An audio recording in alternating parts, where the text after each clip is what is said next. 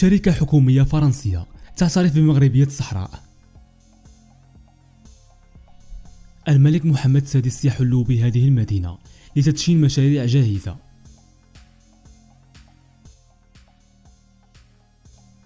شركة حكومية فرنسية تعترف بمغربية الصحراء. على خلاف تعنت ماكرونية، شركة حكومية فرنسية تعترف بمغربية الصحراء. أعلنت شركة الطيران الفرنسية ترونسافيا التابعة للخطوط الجوية الحكومية الفرنسية إير فرانس عن إطلاق خط جوي جديد يربط بين باريس والداخلة في المغرب، وستتم برمجة رحلتين جوية مباشرتين بين العاصمة الفرنسية وهذه المدينة في الصحراء المغربية كل أسبوع.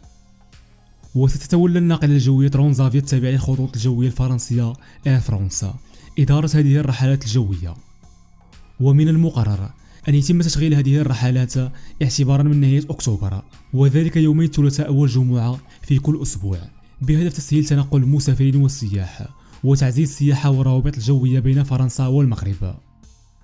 وتهدف هذه الاستراتيجية الجديدة إلى تسهيل السفر للمسافرين الراغبين في زيارة الداخلة واستكشاف جمالها ومعالمها السياحية.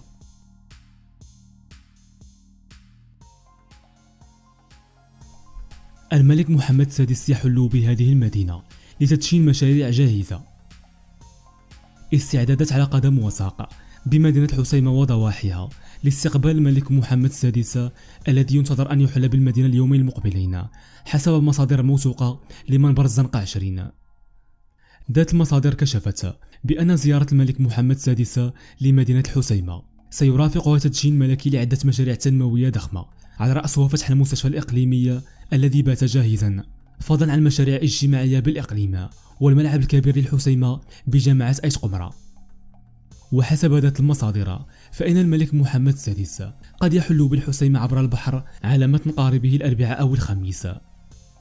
كما يرتقب أن يوجه الملك محمد السادس خطاب العرش من الحسيمة قبل العودة إلى تطوان لترأس حفل الولاء.